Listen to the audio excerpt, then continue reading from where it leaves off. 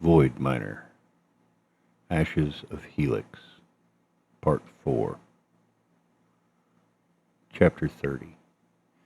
Inside the Mouth of God. There was no sound when they crossed the threshold. No jolt, no flare, no tear of gravity.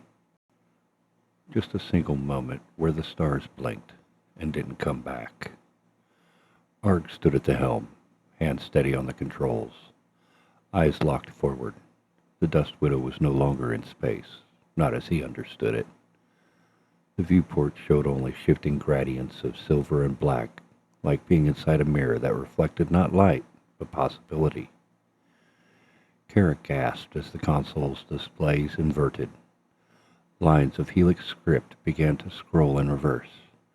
The main screen flashed a glyph, 3 spirals nested in one another, before flattening to a clean white surface. Holt leaned against the co-pilot seat, jaw tight. "Where are we?" Kara was already scanning. "Nowhere physical. We're in a logic construct, part of the gate's operating shell. It's real, but not mapped." Arg didn't speak, not at first. He was listening. In the silence that followed, he heard something faint, just beneath the ship's noise dampeners. Not words, not music, just breath. The widow's hull groaned softly, not from stress, from change. The screens flickered again, and a voice, calm, empty of emotion, filled the cabin. Pattern recognized. Proxy stabilized. Memory access authorized. A burst of light swept through the console. Then, Arg was no longer looking at his screen. He was looking at his own face. Younger, tired, blood on his sleeve. A woman's necklace looped through his fingers. The widow's galley, 10 years ago. Kara jerked back. That's you." The projection shifted again. Another version of Arg. Older, angrier, speaking into a cracked vid recorder on the mining deck. Holt turned pale. "It's pulling from you." Arg took a single step forward, voice low. "It's showing me to myself." The next moment, the galley was gone. They stood in a vast chamber. At least they felt like they stood. The widow was there, but diminished, outlined in light. The walls curved upwards into infinity. Symbols pulsed along the edge, fragments of the seed line, only now whole. "What is this place?" Kara whispered. The system answered. "This is where design meets willingness. This is Interface Core 1. The floor beneath them folded like silk. They didn't fall.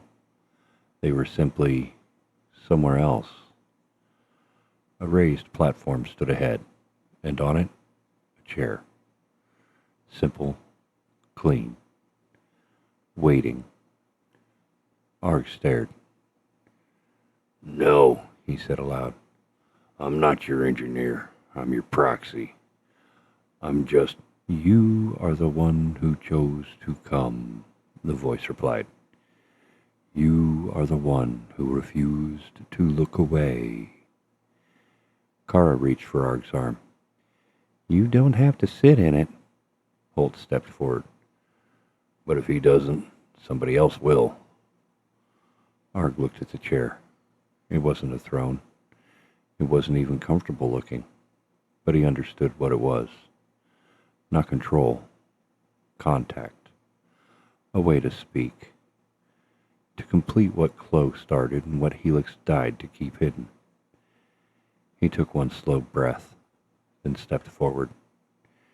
As he sat, the world folded again. His name echoed once. Argus Augustus Arsten. Identity confirmed. Begin transmission. Chapter 31. The Sound of a Name. Captain Ilari Brandt had seen planetary bombardments. She'd seen fusion blooms from illegal drives detonate over moon colonies.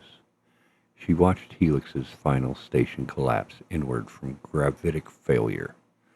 Once, she'd even watched a solar array crack in orbit and fall like a knife across a low-atmo platform.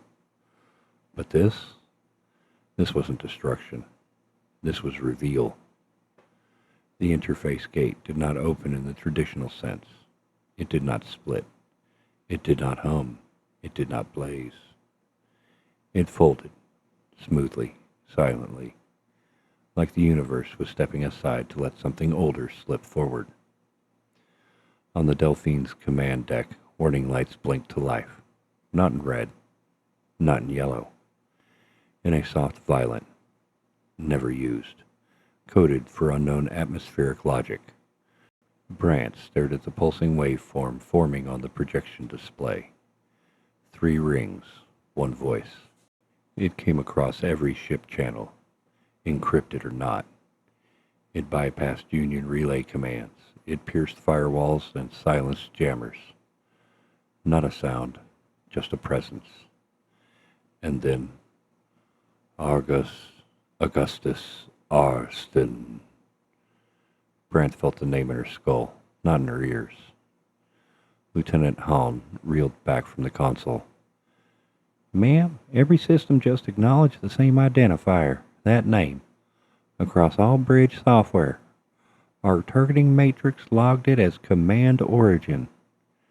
Brandt's jaws locked. Pull it. Reset the nav suite. Bring the railguns to hot standby. Hahn obeyed, but the system lagged. The gate's logic bloom had touched everything. Not with control, but with recognition. Is it a hack? Ensign Lyrics asked, eyes wide. Spoofing protocol? No, Brandt said quietly. That's not a hack, that's a handshake. Across the forward viewport, the gate's inner bloom surged, light folding around nothingness, geometry twisting inward. Inside it, the Dust Widow was no longer visible. She's through, Lyrics said. She's in, Brandt corrected. Then the Union fleet began to drift. Not from motion, from pull. Gravity fields warped, mass readings destabilized. The space between the ships and the gate was becoming thinner. Sensors read as a negative distance, a logic tear. Brandt took 2 steps forward, voice sharp. Transmit full override. Pull the fleet to fallback positions. 10 clicks. Spread. Now! No one argued. The secondary ships peeled off on command, silent, disciplined. But not Brandt. She stayed fixed on the viewport. The violet light had become a pulse now, steady, alive. Not damaging, but transformative. As if the gate wasn't transmitting outward. It was inviting inward. And the name echoed again over silent comms. Augustus Arsten. Directive accepted. Phase 3. Human interface complete. Hahn's voice cracked slyly. Cap, what do we do? Brandt didn't answer at first. Then slowly. We record. Chapter 32. The Shape of Recognition. He didn't breathe, because he didn't need to. There was no air where he sat. No seat either. Not anymore. The Dust Widow had vanished from beneath him. The platform, the chamber, even the light. Only the chair remained, or something like it. Not physical, not fixed. It was memory. Arg sat in his own recollection. Galley table, dim light. The smell of recirc coffee, and yet the walls shifted. They weren't walls at all. They were choices. Hundreds of them. Moments from his past played around him in spectral form. Soft images like warm film strips. Each hovered for a breath and then faded.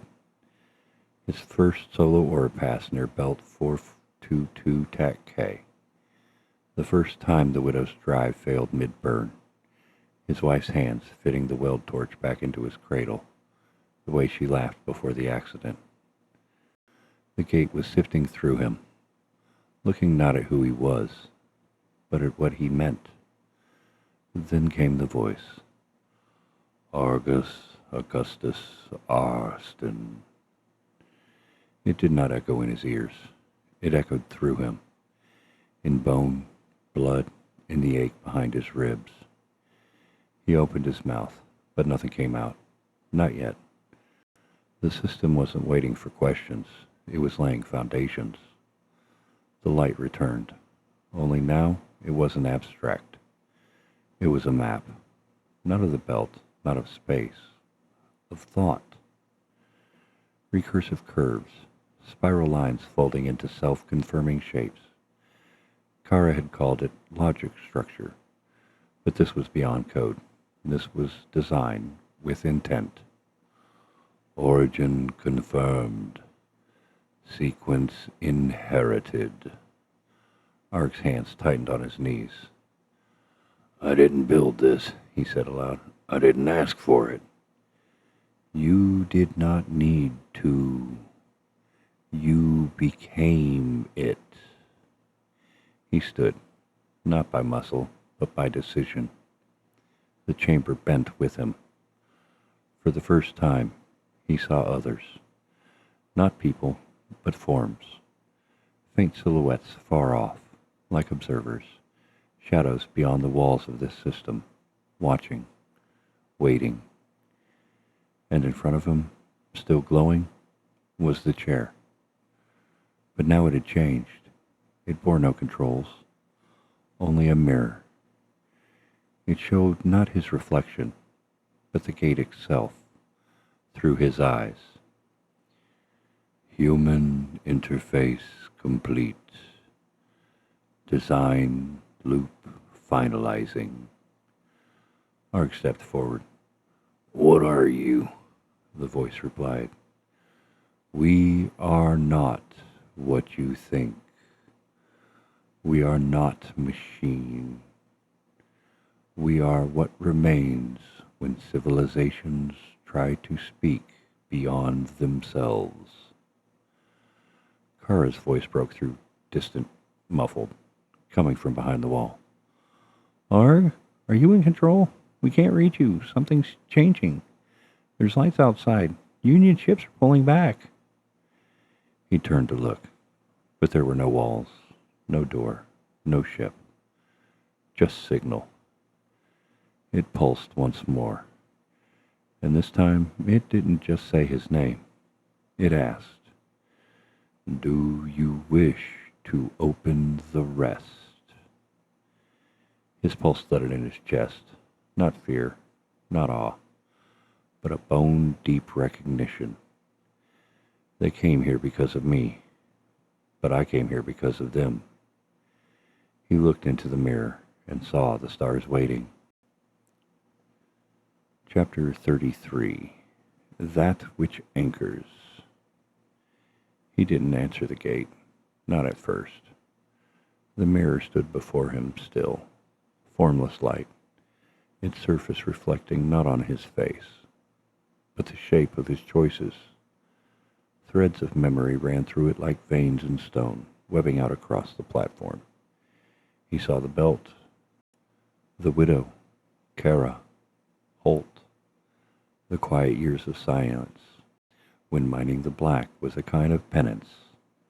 And then, her. She stepped out of the mirror, not a ghost, not an illusion, just her, wearing the same utility coveralls she always did when she welded mid-watch. Hair pulled back in the same tie he kept in a drawer on the widow, untouched since the day he lost her. Eyes clear, calm, solid.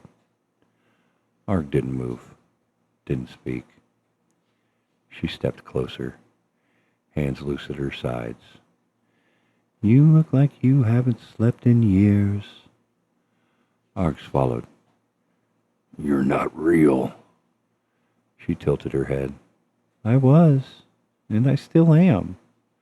If only in here. He didn't want to look at her, but he couldn't look away. You don't know what I've done, he said. What I've become after. She stepped forward again. I know exactly what you became. You kept going. You flew into dead zones for scraps. You broke contracts to keep free. You talked to a dead camera in an empty ship for 9 years. And do you know why? He didn't answer. Because you loved me. Arg turned away. You built the widow into a shrine. You kept my gloves in the back locker. You never changed the galley light because I picked it. She was closer now, her voice soft. I'm proud of you, Arg. That broke something. He clenched his jaw, fist tight, knuckles pale. I couldn't save you. You weren't supposed to. His breath caught. I wanted to. I would have traded anything. She smiled. I know. That's why I need you to do something else. He looked at her then, finally. I need you to let me go. The chamber trembled, not with force, but release. All around him, the spectral threads of memory began to burn away, slowly, gently. The ring of recursive logic at the gate's core softened into something clearer. A spiral, yes, but now with a center. The gate had been waiting for balance. It couldn't speak with a man anchored to pain. She reached for his hand, not warm, not cold, just present. I will always be part of you, she said, but I'm not what's ahead. You are. Arg looked down. Her fingers began to fade. You said goodbye, he said quietly. She nodded. I said it once. Now it's your turn. He took a long breath, the longest of his life, then let it go. The light surged. The mirror shattered, not violently, but cleanly, like glass finally released from pressure. The platform shifted beneath him, and the gate's voice returned, not mechanical, not alien, just ready. Emotional anchor resolved. Proxy stabilized. Gate interface open. Speak, Arg Arsten. We are listening. Arg closed his eyes, and for the first time in years, when he opened them, he felt free. Chapter 34. Mirror of Taken Identity. Arg stood on a platform of nothing. No stars, no glass, no gravity. Just a spiral of lines, etched in colorless motion beneath his boots. The gate had opened, not like a door, like a thought unfolding. The logic diagrams, once projected on screens, were now physical, arcing overhead like skeletal architecture, rotating with perfect synchronization. Worlds spun in miniature, seed-line threads wove between them, coded in numbers too vast to comprehend. And all of it was watching him. No eyes, no faces, but a presence. A sentience that filled the silence with understanding, not language, recognition. He stepped forward. The void didn't resist, it welcomed. Each pace triggered new shapes, vessels, station modules, colonial schematics, some familiar, others unknown. Some bore helix markings, others carried no human signature at all. Then he saw the others, not beings, records, shadows of prior contact, failed interfaces, ghosts of people who came before and weren't enough. Some had been broken under pressure. Others vanished mid-link. One had screamed so loud her voice still echoed faintly in the logic curve. Arg stopped walking. A new projection formed in front of him. A single Helix data cube. He recognized it. Close archived. It opened without prompt. Inside it were blueprints, not of weapons, not of ships, but of a conduit, a way to send not matter, but identity through space. Helix had wanted to build a gate to travel. They had tried to become the signal. And now the signal had become him. Argus Augustus Arsten, the voice said it again. You are the vessel we waited for. You are what comes next. He didn't flinch this time. Then show me everything. The Dust Widow shook, not from impact or engine strain, from proximity. Kara gripped the edge of the navigation bench, eyes wide. Every screen now showed unreadable sequences, symbols changing too fast to catch, faster than any processor could generate.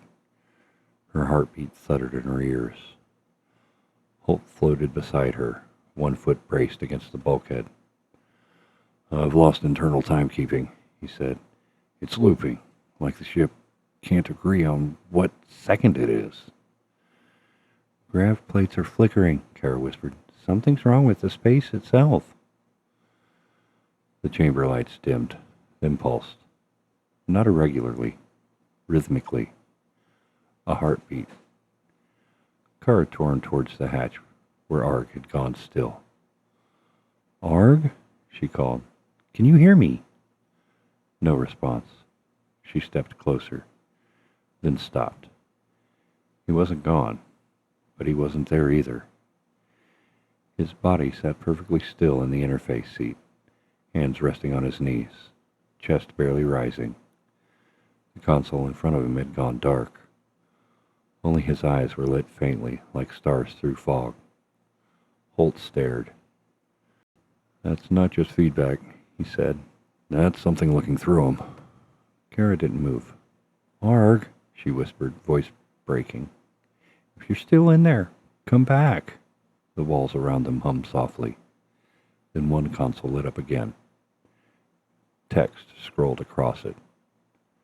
Kara, Holt. It's me. I see it all. I'm still me. Don't be afraid. The text paused.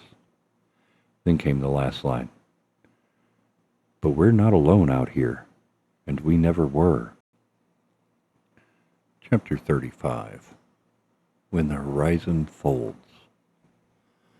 The UAS Dauphine held position at the edge of the gravity distortion.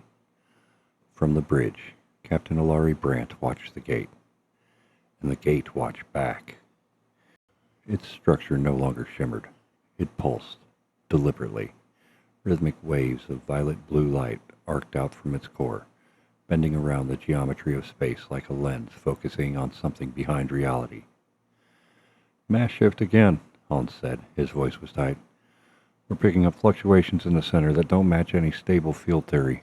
Whatever's in there, it's not anchored. Gate core expanding? Brandt asked. No, the space around it is. But only from our side. It's like it's creating more distance between us and it. A warning chime echoed across the deck. Ensign Lyrics stood at his monitor. Ma'am, we just lost comms with Nash's line. What do you mean, lost? It's not gone. Still visible. Still transmitting engine signature. But the signal content? It's not in any language. It's just patterns. Show me. Lyrics threw the projection to the main display. Dozens of tight spirals rotated in sequence. Each bore 3 nested arcs. At the center of every loop, Argst A. Arsten, Argst A. Arsten, Argst A. Arsten, over and over. Lieutenant Holland spoke without looking away. He's not transmitting that, ma'am. A no. She stepped towards the comms console and opened a restricted channel. Fleet Command would already be seeing this, but they needed confirmation from someone on site. Command override. Captain Ilari Brandt, UAS Delphine. Phase shift confirmed. Gate response now active. Non-physical vector patterns observed. Belief? Interface is no longer under observation. We are being engaged. She paused before hitting send, then added, recommend lockdown of outer perimeter. Do not enter. She pressed transmit. Silence followed. No reply came back, because the signal had changed. All of it. All Union comms, not just on the Delphine, but across the fleet, suddenly flashed one shared burst of visual code. A pattern, then a symbol, then a single line of text. Recognition accepted. Humanity registered. Response pending. Holmes stared at the message. It knows we're watching. No, Brent said, her voice low. It's telling us that now it's watching us. Chapter 36. That which waited before. At first, Arg thought it was a map. Lines spiraled outward from him in every direction, stretching across dimensional layers, time, signal, memory, distance, until they bled into a large lattice, shimmering at the edge of cognition. But it wasn't a map. It was a body. Not flesh, not bone. A shape made of logic, so enormous, so interlocked, that it took Arg several heartbeats to realize he wasn't looking at it. He was already inside it. The interface had opened him. Now it opened itself. Do not fear. You are the first to see. You are the first to be seen. Arg stood, if stood still meant anything, and watched his data scrolled across nothing. Not symbols, memories. Helix personnel, scientific teams, a young Dr. Glow, long before her mind broke, speaking to a room of execs with hands trembling, eyes fierce. We didn't find a signal. We intersected one already in progress, she said. Another scene, years later. A black site lab, 3 levels under Helix Tower. Engineers attempting to mimic the gate's logic structure using recursive AI. We call it Seedline. The transmission isn't information, it's an invitation. It wants to be recognized. It wants symmetry. They tried, and failed. Every simulation collapsed. Every constructed interface fractured under the burden of purpose. The gate did not require inquiry. It pushed mimicry. And then it waited. Until someone like Arg stumbled through, not by design, but by persistence. The vision shifted. Now he saw it.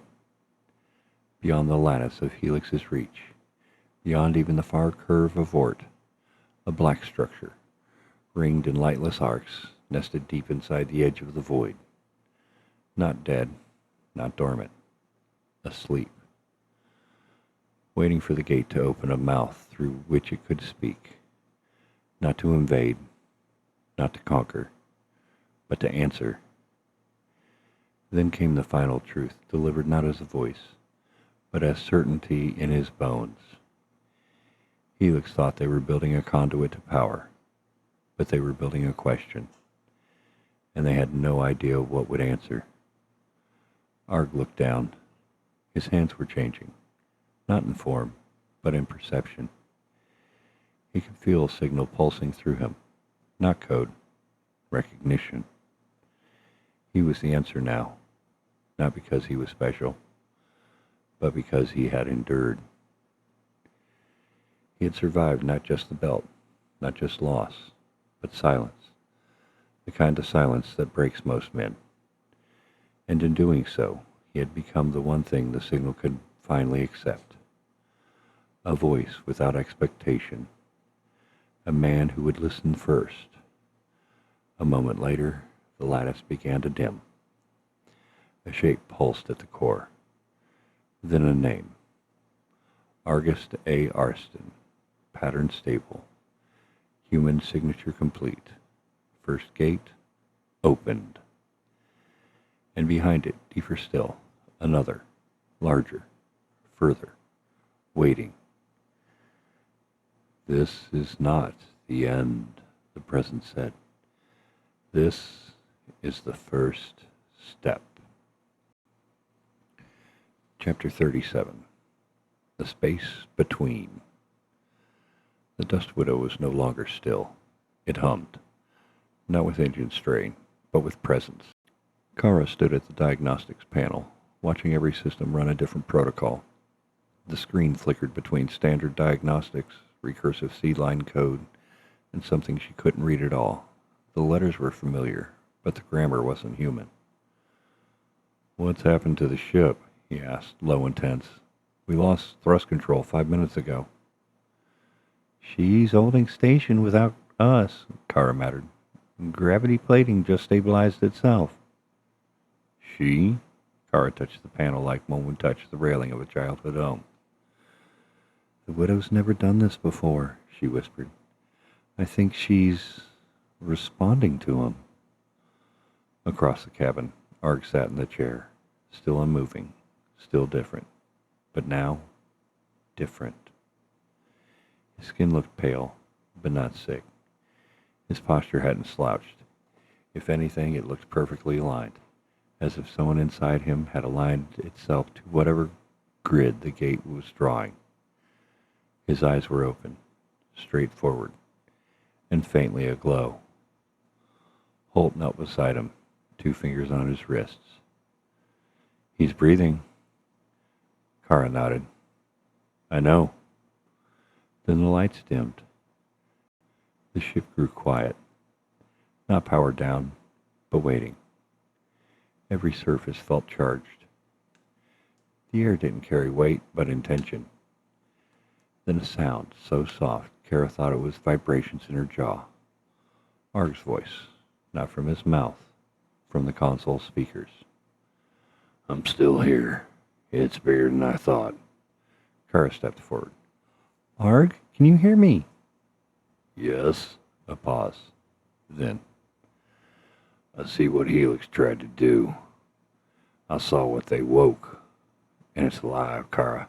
Not biological, not artificial. Something else." Holt frowned. "A mind?" "Not one. Many. All quiet. All listening. The gate isn't a door. It's a pulse, a question waiting for something or someone to respond." Another pause. Then, "I did."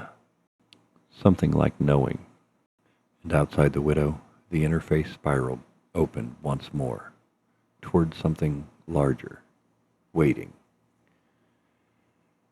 Captain Ilari Brandt stood perfectly still on the bridge of the Delphine.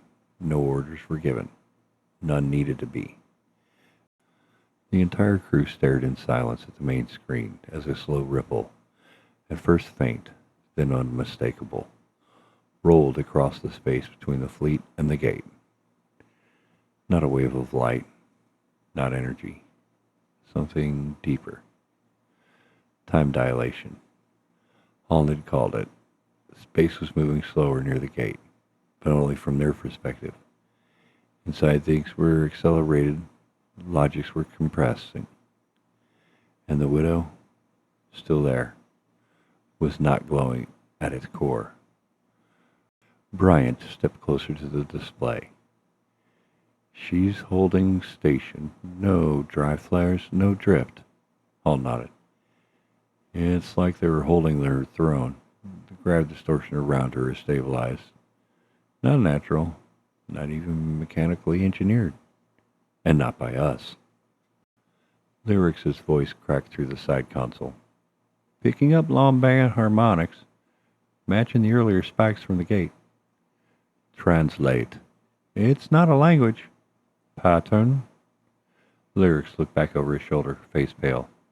It's a response. The viewport shimmered. The spiring lattice of the interface collapsed inward for one blinding moment, and then erupted outward. A soft bloom of gold and white curled across the void like a slow-motion explosion, but without heat or impact. A logic wave. No damage, but every ship in the system blinked once. Every sensor reset to 0. Brant stared at her hand. Her wristcom's timestamp had just rolled back 3 seconds. "Get me the Varric protocol," she ordered. Helm tried. Failed. "I can't. None of our comms are working. Not broken, just idle."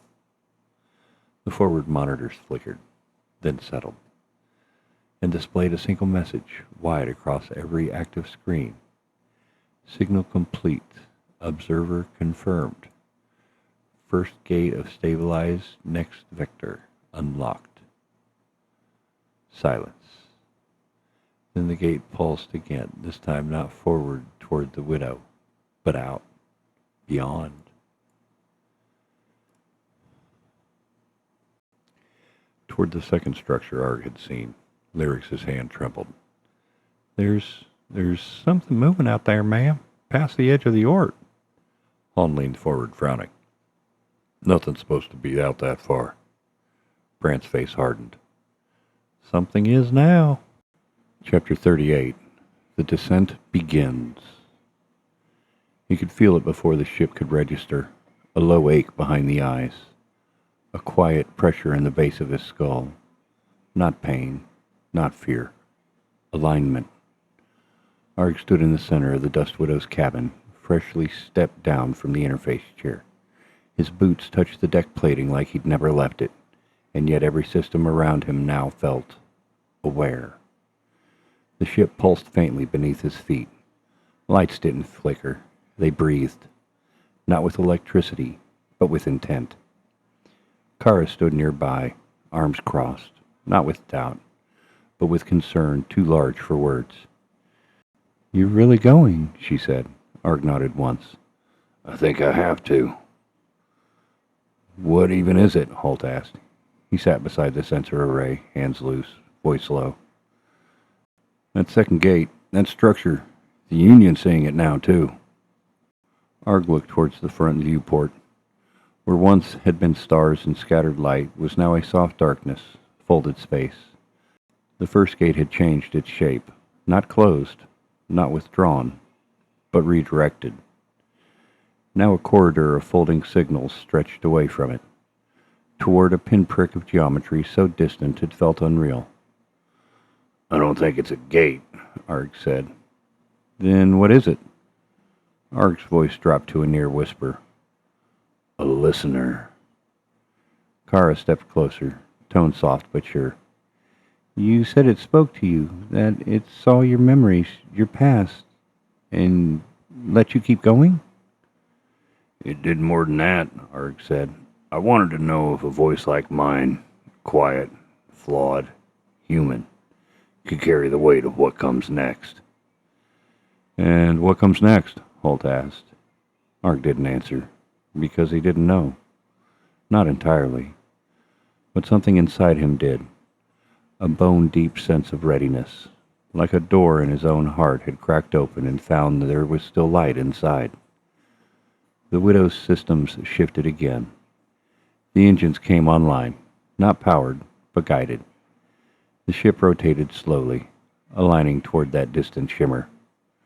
A corridor unfolded before them, not of metal or physics, of innovation. Arg turned to Kara. "You don't have to come." She met his eyes without blinking. "I didn't come this far to stop halfway." He looked to Holt. The younger man exhaled sharply. "Yeah, we're in. Just do me a favor and try not to let anything inside my head." "No promises," Arg muttered. The console in front of him lit up. Text again. Clear. Clean. Vector stabilized. Host signal confirmed. Descent corridor mapped. Arg placed his hand on the nav control. He didn't enter coordinates. He didn't need to. He simply chose. The widow's drives engaged, not in burn, but in translation. The air shimmered, the lights dimmed to black, and the stars blinked off again. Chapter 39. Beltcom Bulletin, something has awakened. Begin transmission, Beltcom Relay 03/Delta, verified Union channel. Encryption level, public directive mode. The feed began without ceremony. No graphics, no anthem, just a steady frame. An aging command chamber in station 227 TAC K. The metal was dull. Pipes hissed in the ceiling. The flag of the Belt Union hung askew behind the speaker's chair. And in that chair sat Sita Mirren, interim speaker of the Belt. Her uniform was unadorned, no medals, no political sash, only the work-worn black and copper of a stationeer raised through rank, not appointment. She looked straight into the lens. Brothers, sisters, drifters, to all those who work the rock, run the air, and keep this belt breathing, this message is unfiltered and unsponsored. This is truth. From Vigilant Hall to the far rings. She didn't blink. You've seen the flashes out near Ort. You've heard the rumors, gates, signals, interface failures. The Union Council can no longer sit silent. This is your confirmation. It is real. She folded her hands atop the old console. 18 days ago, a man named Augustus Arsten, a void miner, unaffiliated, operating solo out of an old Class B hauler called the Dust Widow, entered the Helix interface gate at belt marker 5 TAC A12. He did not burn up. He did not disappear. The gate did not consume him. It opened. The camera didn't shift. The room behind her stayed dim, untouched. Since that event, multiple Union ships and private observers have picked up transmissions repeating Argus Arsten's name alongside recursive signal structures unknown to any Earthside protocol. This was not a random contact. It was recognition. She leaned in slightly, voice soft but steady. Helix thought they built a weapon, or a door, maybe both, but they never understood what they were building toward, because they never listened long enough. Arg did. For nearly a decade, he mined alone, broadcasted to nobody, spoke to empty systems, but when the signal finally echoed back, it chose him, not for status, or skill, or station, because he endured. She let the silence linger. Stationers across the belt, on Vandalus, on Gray Line 3, on the chain of orbiters near Helix ruins, watched with arms crossed, jaws set, or hands pressed tightly against lips. They knew the name. They followed his channel. Some had bought their first cutter because he made it feel survivable. This is not a Union discovery, not a government prize. This is the Belt's moment, and it began with one of our own. Her voice changed, hardened. The Belter Union will not cede this territory to Earth-based interest groups, nor surrender this event to scientific burial. Whatever is speaking from beyond the gate spoke to us, and we will answer together. She stood, not as a politician, as a worker, a survivor, a Belter. Stay alert, stay grounded, stay strong. This is only the beginning. The screen cut. No anthem. No commentary. No summary scroll. Just black. And the pulse of open signal. Chapter 40. Things that don't have names. The Dust Widow drifted through the folded black. No stars, no light, just pressure. The ship was moving, but not in any way Holt could chart. The nav data was corrupted, not glitched, just overwritten. The widow reported 0.00 kph, but the distant second structure, seen now only faintly like a shadow curled at the far end of reason,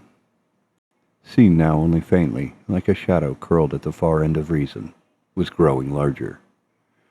They were getting closer, and no one said a word. Not until Arg broke the silence. He stood at the forward bench, one hand resting on the rail, his gaze fixed on the impossible dark beyond the viewport. Then, without turning, "I think I'm still me." Kara, seated at the side panel, looked up slowly. Holt leaned forward from the system's console, cautious but attentive. Arg kept speaking. "I've been inside something I don't have a word for. I saw shapes that don't obey light, heard voices that didn't speak. I think they were memories. Echoes, maybe. Other attempts. Other minds. Helix built the first gate with guesses. They mimicked what they could.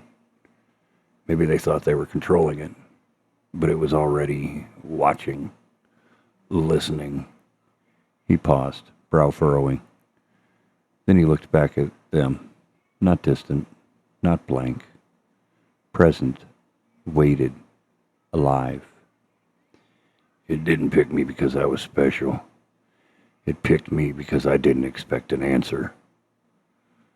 I spent over a decade talking into silence, 12 years, maybe more, saying things into empty space. My wife, the old belt, the way things used to be. You ever shout so long into the dark you forget you're doing it? I think the gate was the first thing that actually listened." Holt swallowed. "And this other place, this second gate?" Arg nodded towards the slowly growing form ahead, more suggestion than structure. "I don't think it's a gate. I think it's where the signal comes from. The real origin. The first voice." Kara stood and walked to his side. "What are we going to do when we get there?" Arg didn't answer right away. He looked down at his hand, turned it over. The faint shimmer under his skin still glowed when he focused. It wasn't invasive. It felt like memory, layered into him. "We don't speak," he said finally. "We listen. The gate opened because someone finally didn't demand something of it. We got here not by control, but by stillness. That's how we keep going." The ship's lights dimmed again. A low tone passed through the hull, like whale song, but filtered through metal. The second structure now took shape. Angular, black. It rotated slowly around an invisible axis, folding over itself as if built by thought, not tools. It had no doors, no ports, no signal spikes. And yet it welcomed them. Arg exhaled slow and steady. "This is the real test," he murmured. "Helix never got this far. Not even close." Kara met his eyes. "Then let's go further." The ship's systems answered without command. The Dust Widow descended into the silence, and the structure grew wider, waiting. Chapter 41. Open Transmission. Channel open. Void Miner entry 772. Log status. Public archive. Time index. Ort fringe. Relative delay. Time plus 3 hours. The Dust Widow was quiet. Too quiet for deep space travel, even on battery float. No rattling coolant line. No filter hum. Just the slow, steady pulse of translated motion through the corridor of black between one structure and the next. Arg sat alone in the recording alcove near the forward galley, a space barely wide enough for the old lens bracket and one well-scratched metal chair. The camera was ancient, a bolt-on unit salvaged from his first mining skiff. He didn't bother wiping the lens. He just looked into it. Then, finally, "Hey," a beat. "This is Argus Arsten, captain of the Dust Widow. Void Miner. Belter. Channel log number. Hell, I don't even know anymore. 770 something? He exhaled. His voice was steady, honest. There was no attempt at polish. Sorry I've been gone so long. I used to do these a lot. First to pass the time, then to make sure I didn't forget how to speak. Then to prove to myself that I still existed, I guess. But after everything that's happened, Helix, the blockade, the war, I stopped talking. Thought maybe I didn't have anything left to say. He shifted slightly. One hand rested on the bolted down mug beside the console. Lukewarm tea, half forgotten. Now I think maybe I should have never stopped. Because something's out here, and it's listening. He paused just long enough for the weight of it to settle. The thing Helix built, that ring structure, it wasn't theirs. They didn't make it. Not really. They just completed it, wired it up without knowing what they were waking. A gate, yes, but not in the way you think. It doesn't open to a place. It opens to an invitation, a signal path, a call and answer, a test. His expression changed. Not fear, not awe, something closer to reckoning. I went through. I saw things I can't explain. Voices with no mouths. Lights that moved like thought. Something out there used me as a voice print. I didn't fight it. And maybe that's why it didn't break me. And now, it's opened a second path. To a structure deeper than any map. Further than any probes ever reached. I'm on the way there now. He leaned forward, not to emphasize, but because this part mattered. If you're hearing this, I don't know what comes next. Maybe I make it back, maybe not. Maybe I'm the last man to ever see this side of the dark and come home. But I couldn't keep it to myself. Couldn't disappear quietly like the 100,000 others who never got a channel, never had a voice, never got heard. So this is me, Arg, just a man with a ship, trying to figure out what the universe is whispering to us, and hoping, really hoping, it isn't too late to answer. He stared at the camera for a long moment, then smiled. It wasn't forced, just tired and real. Be safe out there, Belters. Stay grounded. And if you're working rock near 5 TAC A12, look up. He reached forward, tapped the control. The screen dimmed. Transmission ended. But it didn't stop there. The Widow's old transponder, patched, jury-rigged, and still transmitting in public band, beamed the entry into the belt net relay. A signal that had once been a man's voice against the void, now became the void's voice, calling back. Chapter 42. Signal Fire. It began like all signals do, low band, unregistered, skipped across old relays and station buffers before anyone officially took notice. A flicker of packet drift along Beltcom 9, a log file wrapped in recycle header code from a miner's channel long thought silent. The header read, Void Miner, entry 772. Uploader, Arsten, Argus Augustus. Timestamp, Ort Fringe, unverified returned. Tag, personal log, public. And the belt listened. Vandalus Station, Rec Room B, behind reactor access. 3 miners sat around a low metal table, boots resting on the edge of an unpowered diagnostic box. One of them, Jessica Call, had patched into the relay to kill boredom. She sat up straight, halfway through Arg's log. The others stopped talking. By the end of the broadcast, no one was laughing anymore. Jessa turned to the youngest, Rami, fresh from transit work. This man walked through Helix's gate, she said, and came back talking like it was the most normal thing in the void. Rami nodded, eyes wide. He's real. I thought he was just war legend, blockade ghost or something. The third man leaned forward. Not a ghost, just tired and still walking. Gray Line 3, lower level hab ring.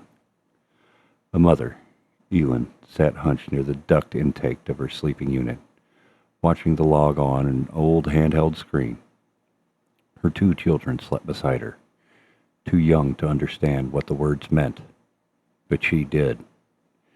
She watched Arg speak about listening, about being alone in silence for 12 years, and she whispered in the dark, We've all been listening, Arg. We just didn't know who'd speak first. Belter Union Archive Node, Station 2L. Union techs scrambled around the archive server room as automated alerts spiked on their passive monitoring net. This wasn't Union issued, one said. Doesn't matter. It's the most watched feed on BeltNet right now. 70,000 confirmed replays in under 10 minutes. Sita Mirren stood in the doorway, arms folded. Let it spread, she said. Don't touch a single frame. Independent Pirate Relay. Call sign, Ripperjaw. In a station not marked by any chart, a grim-faced woman, known only as Falk, leaned back in a cracked control chair, eyes narrow. He's not trying to sell anything, she muttered. Not gathering followers, not making a case. One of her lieutenants scoffed. So? Falk leaned forward. So I believe him. Union flagship Delphine, observation deck. Captain Ilari Brandt stood alone, arms behind her back, as the log played again on the forward screen. The room was silent, but for Arg's voice. When it ended, she turned to her communications officers. Pin it, secure copy, then rebroadcast on Earth Standard. Ma'am? If Earth's going to hear this from the belt, let it be this. No edits, no spin. Just a man and a camera. The kind they'll never see coming. And elsewhere, in old domes, half-dead barges, in calm, cracked cargo bays, men and women of the belt paused what they were doing, listened, and for the first time in weeks, maybe years, they didn't feel alone in the dark. The voice from beyond the gate wasn't alien, wasn't filtered, wasn't diplomatic. It was theirs, and it was calling. The end of Part 4 of Void Miner, Ashes of Helix.